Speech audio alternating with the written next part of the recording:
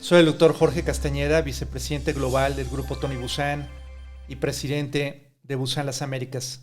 Y el día de hoy voy a tratar de también otro tema fascinante, que es cómo progresa nuestra capacidad cerebral, intelectual, cognitiva, de habilidades, de aprendizaje, de habilidades del pensamiento, etcétera, a través de los años.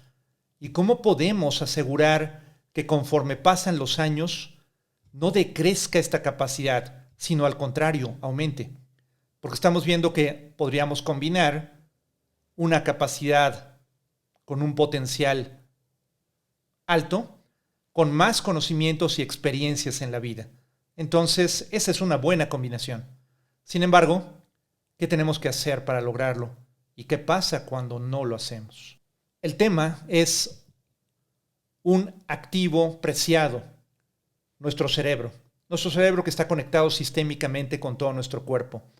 Y nuestro cerebro fundamentalmente nos permite vivir, nos permite razonar, nos permite comunicar, tomar decisiones, crear algo nuevo, aprender, generar nuevas habilidades, generar nuestra vida del día a día. Pero cuando nuestro cerebro empieza a deteriorarse con la edad, como vemos aquí, esta es, digamos, la etapa temprana de nuestra vida, la madurez, la senectud. ¿Creen ustedes que estamos condenados a esto? Que por cierto, en la mayoría de personas, desafortunadamente pasa. En la mayoría de personas, efectivamente hay una tendencia al decrecimiento de la capacidad intelectual. Algunas veces acelerado por la genética y otras veces no. Sin embargo, acelerado por todo lo demás que hacemos en la vida. Entonces, este es un tema fascinante. ¿Y qué pasa cuando tenemos, por ejemplo, una edad avanzada y adquirimos enfermedades tan devastadoras como la demencia senil o el Alzheimer? Si tenemos un cerebro normal que se va degenerando y va fundamentalmente resquebrajando su conectividad, en el caso específico del Alzheimer, a través de la aparición de placas amiloides, la aparición de sustancia que destruye de alguna manera la conectividad que tenemos, la conectividad de nuestras dendritas, nuestros axones, lo que hace nuestra memoria, lo que hace lo que somos, lo que hace que nosotros actuemos como seres humanos. Entonces, es muy devastador, esta enfermedad es muy devastadora. Y lo que sucede en el Alzheimer, inicialmente, es que es como si nos borraran parte de nuestra capacidad cerebral. Y primero esto pasa en el lóbulo prefrontal generalmente. Una segunda fase del Alzheimer generalmente se empieza a borrar el resto de la conectividad. En la parte trasera del cerebro, en la parte baja del cerebro. Y hoy voy a compartir con ustedes un estudio fascinante que se ha reinaugurado, porque este estudio empezó en el 2001 y hasta se dedicó un libro muy, muy interesante que después les puedo pasar en la bibliografía respecto al estudio de las monjas, primero inicialmente en Kentucky, también en Mankato, Minnesota, de la orden de la iglesia de Nuestra Señora en Notre Dame o Notre Dame. Y básicamente ese tipo de monjas tienen una característica específica, entre otras cosas. Por un lado, estas monjas a las que se les dedicó el Time de esa época, en el 2001, un artículo completo y después se escribió un libro, son longevas, tienen edades que varían entre los 75 y más de 100 años de edad, y se estudió específicamente esta población para ver qué estaba pasando con enfermedades como el Alzheimer y cómo las afectaban. Pero también se estudió algo más interesante, que es por qué muchas de ellas no mostraban los síntomas, a pesar de una gran edad. Entonces, esta congregación de monjas, como todas las monjas en general, tiene una vida generalmente con poco estrés, generalmente también dedicadas a cuestiones como la lectura, la escritura, etc.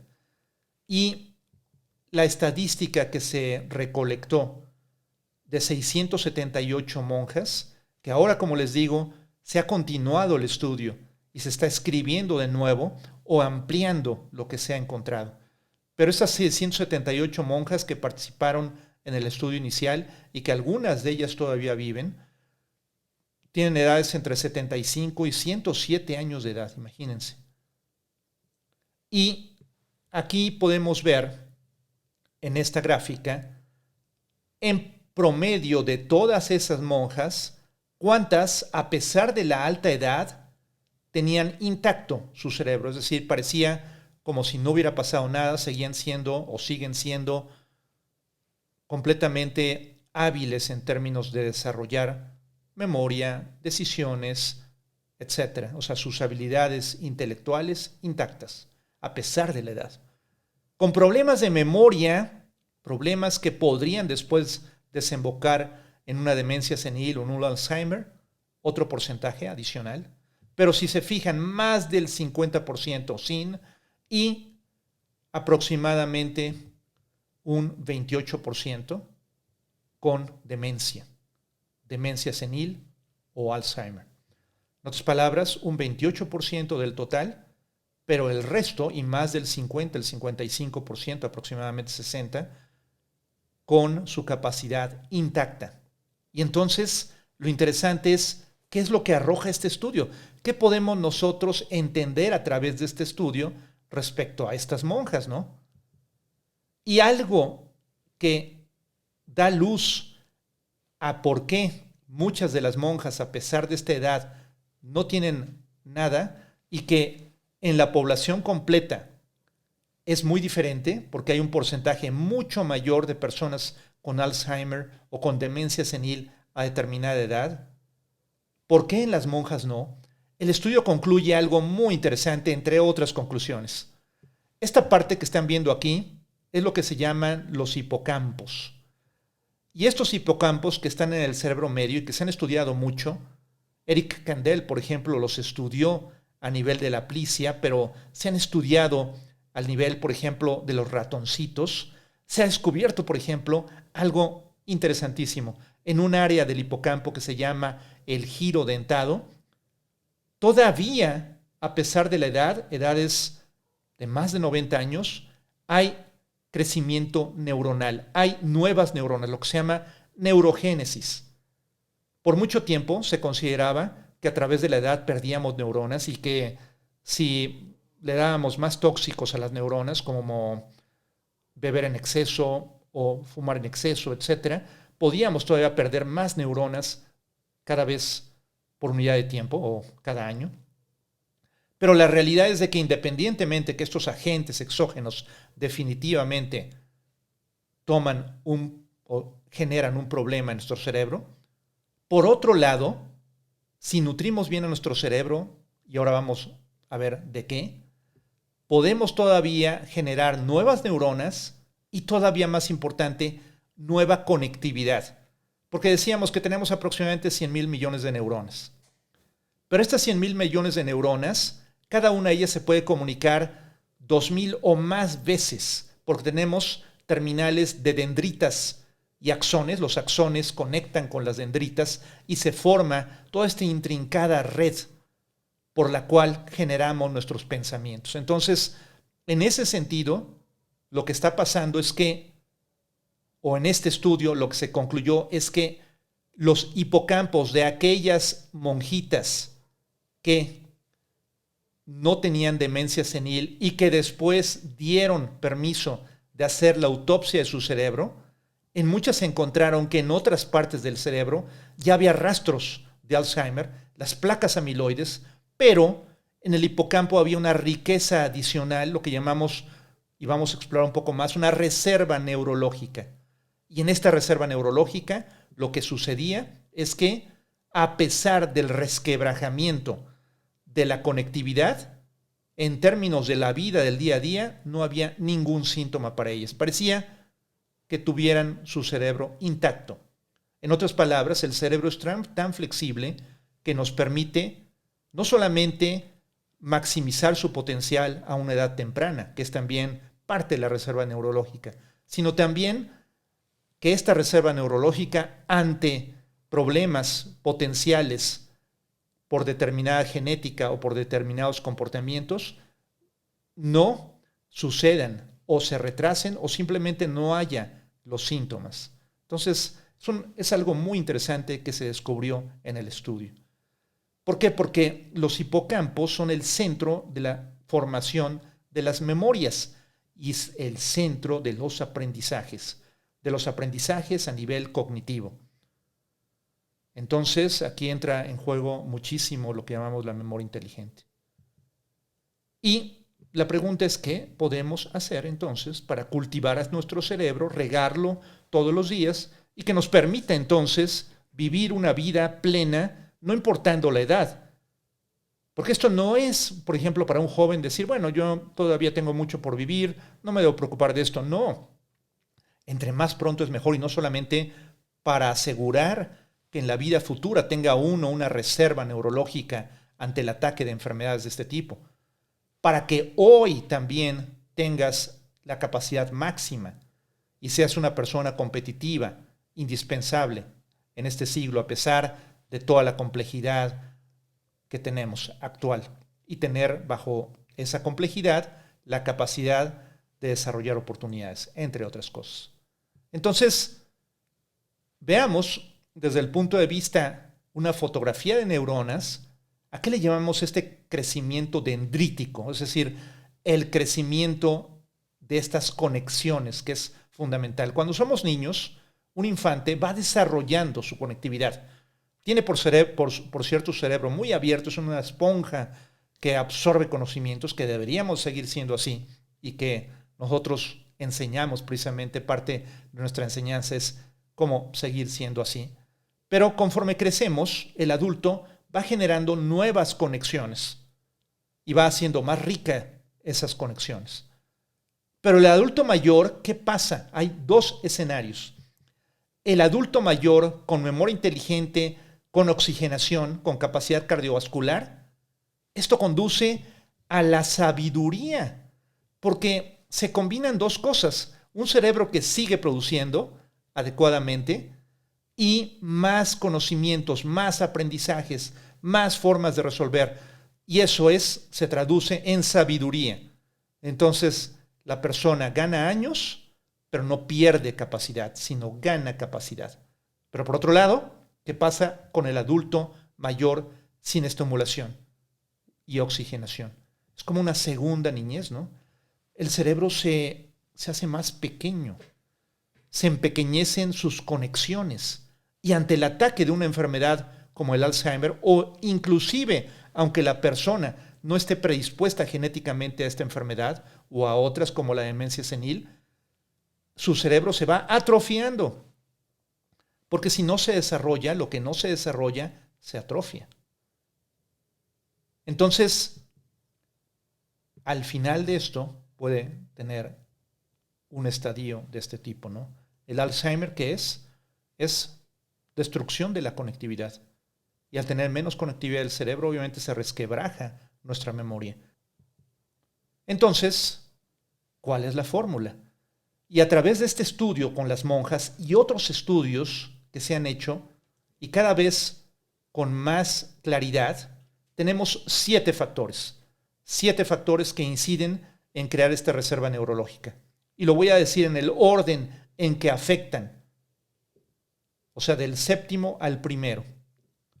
Primero es la genética, o el séptimo. El séptimo es la genética. Que obviamente si tiene uno una predisposición genética al Alzheimer prematuro que puede dar a los 50 años, ahí es un punto diferente, aunque también la reserva neurológica puede combatir esto, o sea, puede retrasarlo, pero sí hay gente con una predisposición tremenda y entonces la genética adquiere otra dimensión. Pero la genética, en general, nosotros tenemos más del 95% de nuestros genes, no se expresan sino a través de lo que vivimos. Y esto es lo que llamamos la epigenética, que es una ciencia dedicada al estudio de cómo se expresan o no, cómo se activan o no los genes que tenemos en nuestro cuerpo, como el gen del cáncer, como el gen de la demencia senil, etc. Entonces, dependiendo de la vida que llevemos, la genética puede ser más preponderante o menos, pero no es determinante en muchos casos, pero es un factor importante. El sexto, el estrés. Cuando tenemos mucho estrés en nuestras vidas, cuando tenemos periodos donde ese estrés muy alto y no adecuado que genera cortisol, entonces también empieza a minar a nuestro cerebro. El número 5, la dieta, que ya hablamos acerca de la dieta. Una dieta rica en proteínas, pero baja en grasas saturadas. Una dieta que permita generar, decimos que somos lo que comemos, generar a un ser humano saludable. Y es todo un tema, pero rápidamente decirlo que es el factor número 5. Y luego el factor número 4, el ejercicio. El hacer ejercicio por lo menos 5 días de la semana, 30 minutos caminar diario, tener una condición cardiovascular adecuada, también hacer ejercicios de fortaleza y también de flexibilidad. Entonces el ejercicio es el número 4. Y esto va en orden también de los estudios científicos. Pero ahora vamos a ver los 3, el 2 y el 1. ¿Y quién de ustedes me quisiera decir, por ejemplo, cuáles creen que son? Por ejemplo, en los comentarios. ¿Cuáles creen que son? Y bueno, el número 3 es el razonamiento. ¿Qué quiere decir esto? El emplear el cerebro para razonar, para calcular algo, para tomar una decisión, para generar, por ejemplo, una hipótesis, para resolver un problema. O sea, el tener activo nuestro razonamiento es fundamental. El aprendizaje pasivo, cuando uno no solamente está viendo videos o leyendo un libro sin leerlo inteligentemente, eso hace que el cerebro no esté realmente razonando. Cuando, por ejemplo, se toma una clase en donde uno simplemente está atendiendo o una conferencia y ni siquiera toma notas y ni siquiera hace preguntas y no hay un involucramiento activo, no estamos razonando. No estamos razonando. Entonces el razonamiento es fundamental. Y número 2, la creatividad, la creación. Las monjas de Mankato, las monjas de Kentucky, estas monjas tenían características muy especiales. Por ejemplo, les gustaba mucho razonar, jugaban bridge, backgammon, hacían mapas mentales, hacían ejercicios de memoria, pero también creaban, escribían libros, escribían poesía, escribían prosa. Y eso es fundamentalmente creatividad, generar nuevas formas. Por ejemplo, si uno se dedica, dependiendo del terreno que uno tenga, si está uno en los negocios, un nuevo modelo de negocio, si está uno en la tecnología, una nueva tecnología disruptiva, si está uno en la medicina, una nueva cura para una enfermedad, etc. Entonces, el emplear a nuestro cerebro para crear algo es el factor número 2 para la creación de lo que llamamos la reserva neurológica. Y reserva neurológica quiere decir más crecimiento de conexiones, ¿no? ¿Y cuál creen que es el número 1? Que ha salido en los últimos estudios, desde las monjas, este estudio clásico de las monjas hasta el presente. Y el número 1 es el aprendizaje, el seguir aprendiendo, el aprendizaje de por vida. En la medida que nosotros retamos a nuestro cerebro a seguir aprendiendo, ya sea cuestiones cognitivas o habilidades, vamos a mantener nuestro cerebro sano y vamos a poder crear esta reserva neurológica.